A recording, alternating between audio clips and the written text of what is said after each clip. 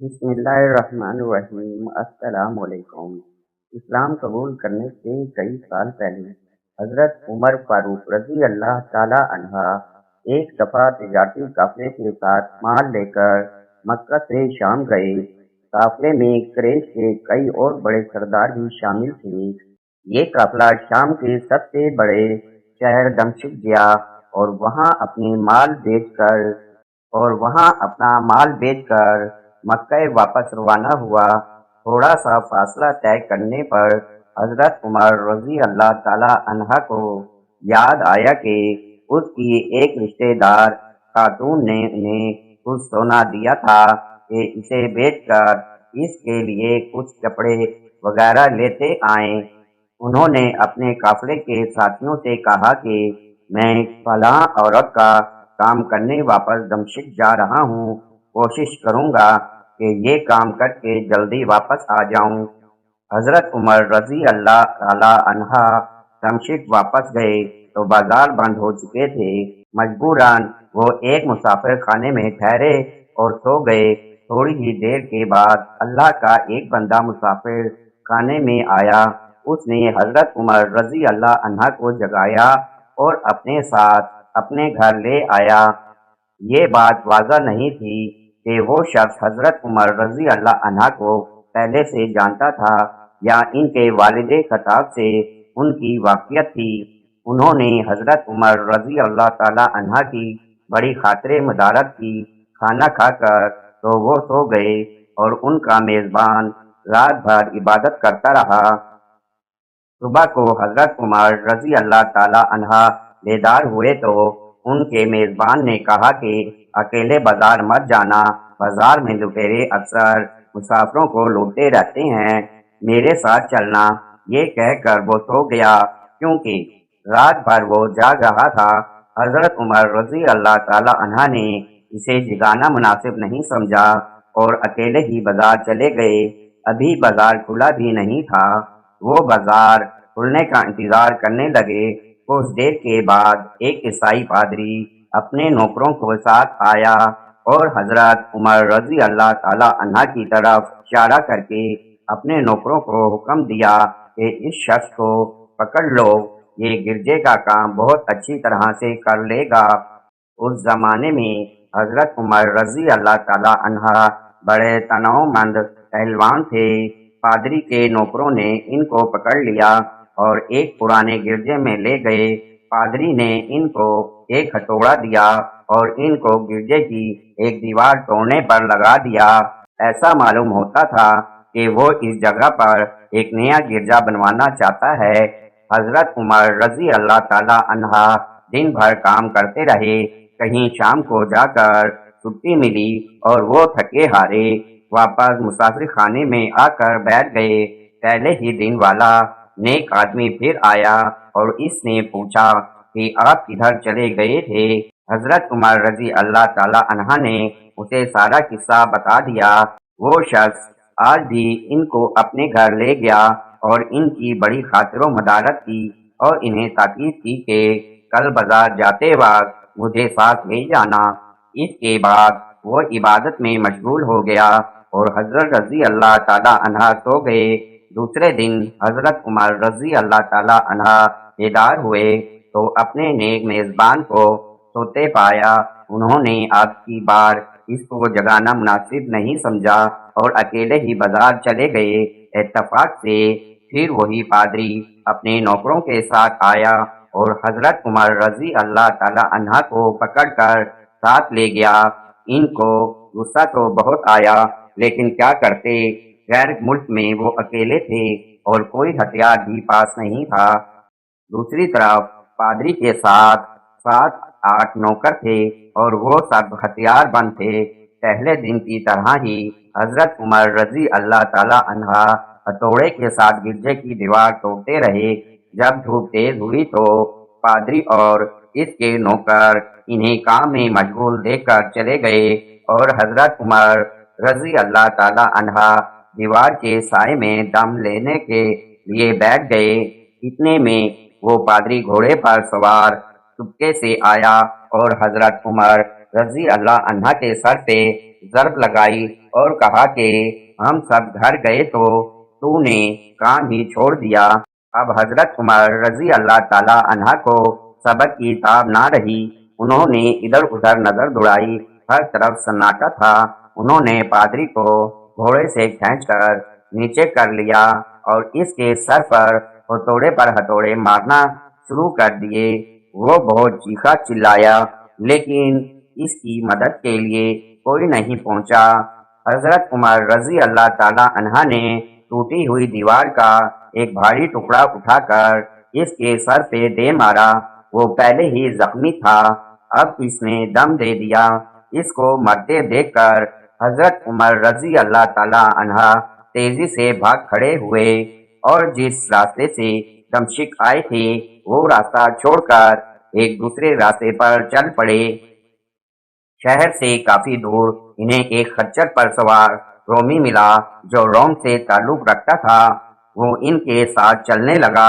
وہ کچھ باتیں کرنے لگا لیکن نہ حضرت عمر رضی اللہ تعالی عنہ ان کی زبان سمجھتے تھے اور نہ وہ ان کی زبان سمجھتا تھا۔ اس نے یکا یک اپنی تلوار پر ہاتھ ڈالا۔ حضرت عمر رضی اللہ تعالی عنہ سمجھ گئے کہ وہ ان پر وار کرنا چاہتا ہے۔ انہوں نے فوراً ہی خچر سے اسے کھینچ لیا اور اس سے تلوار چھین کر ایک ہی وار میں اس کا کام تمام کر دیا۔ پھر آپ خچر پہ سوار ہو کر آگے چلے۔ اس کے بعد کیا ہوا سارا احوال خود حضرت عمر رضی اللہ تعالی عنہ نے اس طرح بیان کیا ہے کہ میں اس جگہ سے روانہ ہو کر میں ایک گرجے میں پہنچا جہاں عیسائیوں کی ایک جماعت رہتی تھی۔ میں گرجے کے اندر داخل ہوا تو گرجے میں رہنے والے سب لوگ میرے ارد گرد جمع ہو گئے اور مجھ سے میرے حالات کے بارے میں پوچھنے لگے۔ پھر وہ اپنے پادری کے پاس مجھے لے گئے۔ پادری مجھے نہایت غور سے دیکھنے لگا اور اس کے بعد کہنے لگا کہ ایسا معلوم ہوتا ہے کہ تمہیں کس چیز کا خوف ہے۔ میں نے کہا کہ تم نے کیسے اندازہ لگا لیا کہ مجھے کسی چیز کا خوف ہے؟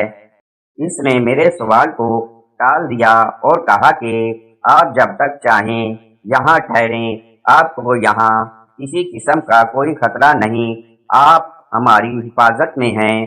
پھر اس پادری نے مجھے اپنے گھر میں مہمان کی طرح رکھا اور میری نہایت ہی خاطر مدارت کی اور پھر پوچھا کہ آپ کون ہیں؟ میں نے اسے بتایا کہ میں مکے کا رہنے والا ہوں اور قبیلہ قریش سے تعلق رکھتا ہوں۔ تجارتی قافلے کے ساتھ شام آیا تھا۔ تجارت کا مال بیچنے کے بعد ایک ضروری کام کے لیے مجھے اپنے قافلے سے جدا ہو کر واپس دمشق جانا پڑا۔ اب میں اپنے وطن واپس جا رہا ہوں اور راستہ بھٹک کر یہاں آ نکلا ہوں۔ پادری مجھے غور سے دیکھتا رہا اور بار بار طرح طرح کے سوال کرتا رہا۔ میں نے ان کے یہاں نہایت ہی آرام سے رات بسر کی۔ صبح کو آ کے پوچھا کہ آپ کا ارادہ یہاں ٹھہرنے کا ہے یا آگے جانے کا؟ میں نے کہا کہ اب میں آپ سے رخصت ہونا چاہوں گا۔ یہ سن کر پادری نے اپنا ایک شاندار گدھا جو بڑا خوبصورت اور نہایت ہی تیز رفتار تھا لے آیا۔ اس گدھے کے پیٹھ پر کھانے کے مزیدار چیزیں اور قیمتی تحفے بھرے ہوئے تھے اور پھر کہنے لگا کہ آپ اس گدھے پر سوار ہو جائیں اور چل پڑیں۔ راستے میں آپ کا گزر کسی عیسائی کے مکان کے پاس ہوگا تو وہ آپ کو اس گدھے پر سوار دیکھ کر آپ کی بے حد تعظیم کرے گا اور آپ کی خاطر و مدارت میں کوئی کسر نہیں چھوڑے گا۔ یہ کہہ کر پادری نے میرا ہاتھ پکڑا اور تنہائی میں لے جا کر کہنے لگا کہ اے عمر، آپ پر میرا حق واجب ہو گیا۔ میں نے کہا بے شک۔ اس نے کہا آپ کا تعلق ایک معزز قوم سے ہے، آپ سے میری ایک عرض ہے۔ میں نے کہا کہ آپ بیان کر دیں، لیکن حیرت کی بات ہے کہ آپ جیسا بڑا آدمی مجھ جیسے پریشان حال مسافر سے کوئی عرض کیسے کر سکتا ہے؟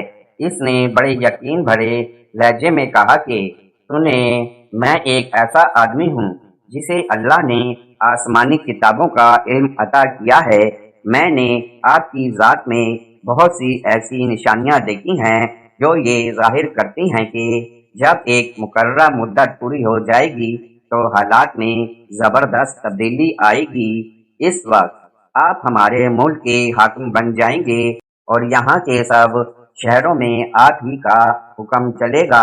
इसके बाद पादरी ने अपनी जेब से दवात कलम और कागज निकाल कर कहा कि मेरी अर्ज ये है कि आप इस कागज पर लिख दें कि इस गिरजे और इसकी जायदाद पर किसी किस्म का कोई महसूल लागू नहीं किया जाएगा।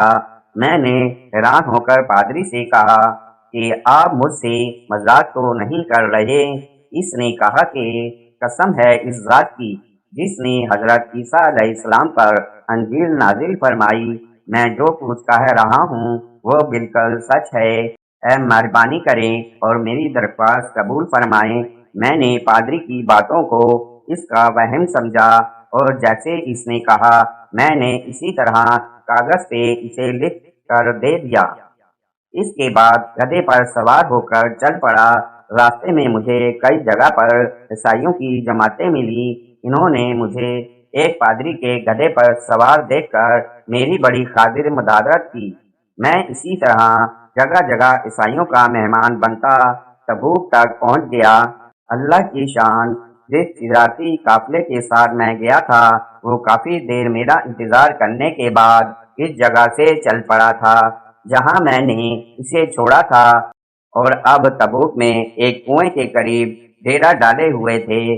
काफिले वाले मेरे साथी मुझे देखकर मेरी तरफ दौड़ पड़े और मुझसे मिलकर बहुत खुश हुए और कहने लगे कि ए इब्ने खत्ताब, हम लोग तुम्हारा इंतजार करते करते बिल्कुल मायूस हो गए तो हमने इस मकान को कूच कर दिया जहाँ से तुम वापस दमिश्क गए थे, मगर तुम्हारे बारे में हम सख्त परेशान थे।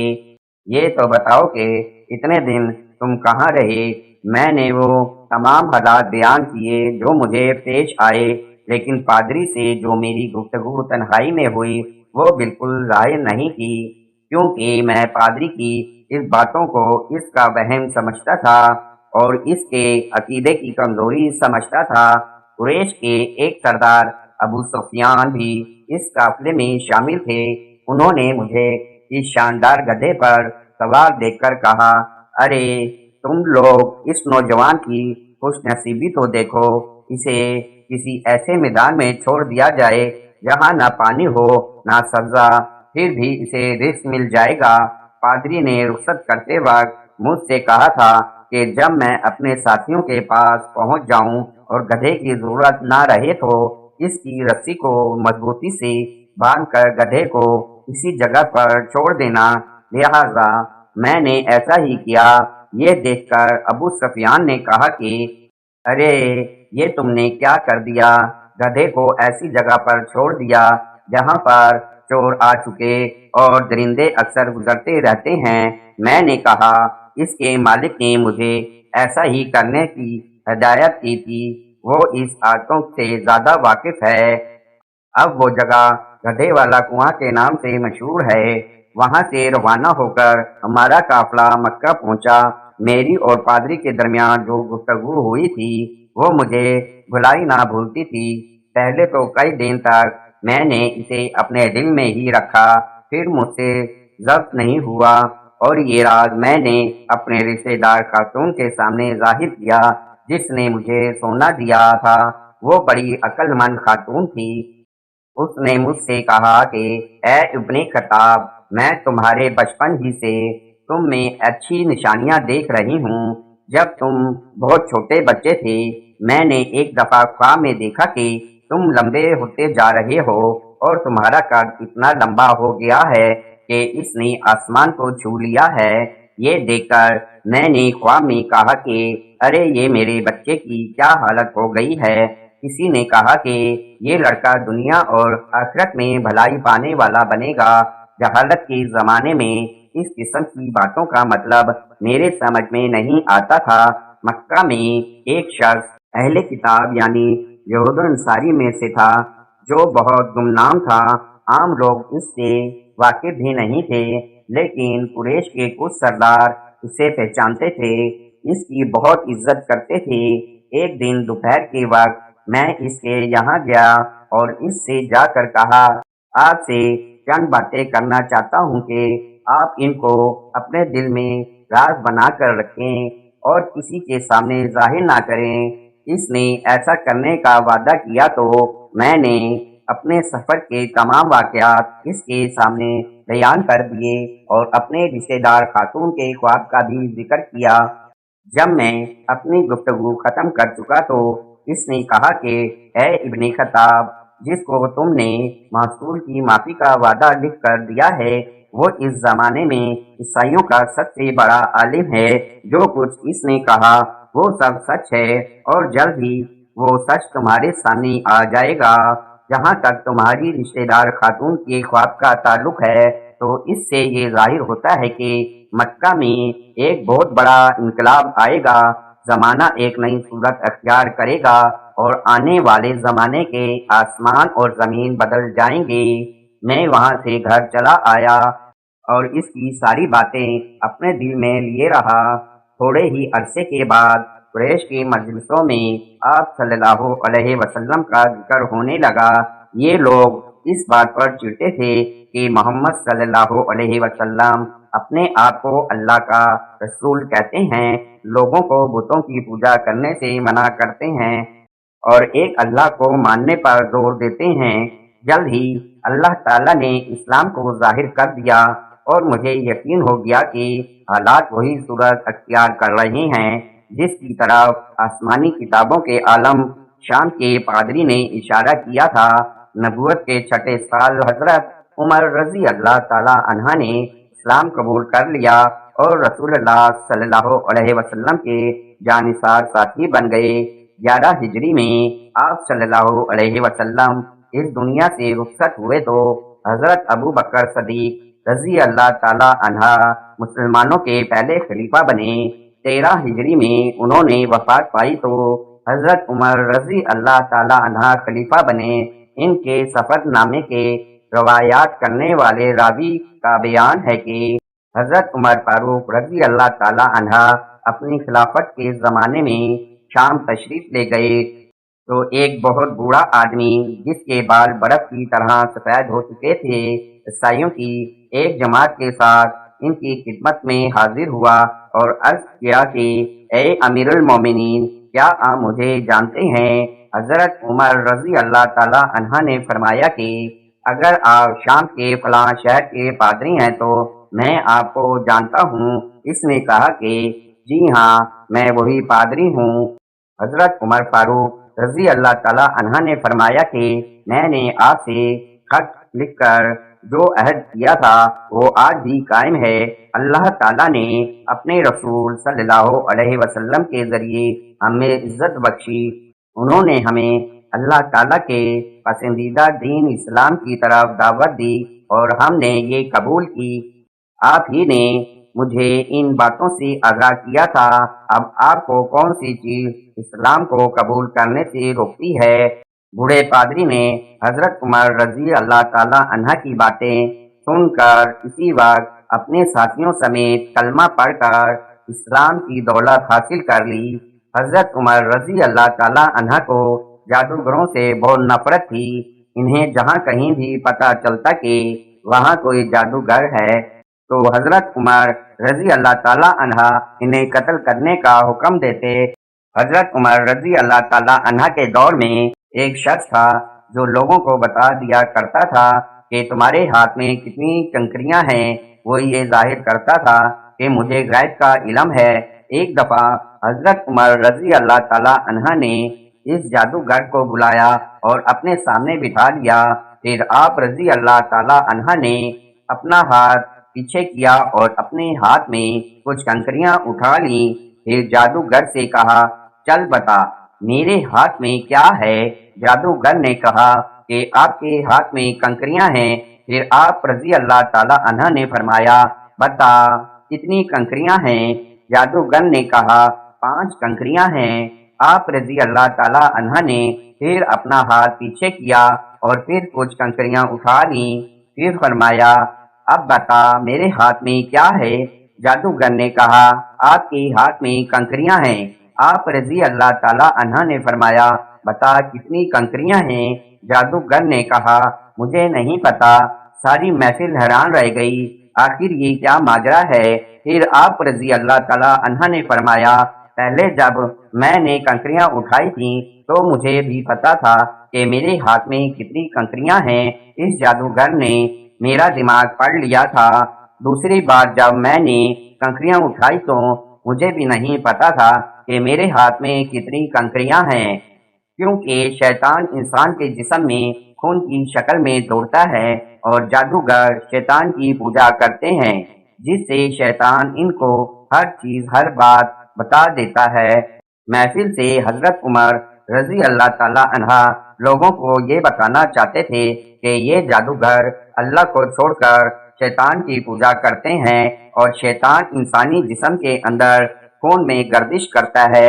اس سے ہمیں پتہ چلتا ہے کہ جو بات ہمیں پتہ ہوگی وہی اس جادوگروں کو بھی پتہ ہوگی، جو ہمیں نہیں معلوم ہوگا تو ان جادوگروں کو بھی نہیں معلوم ہوگی۔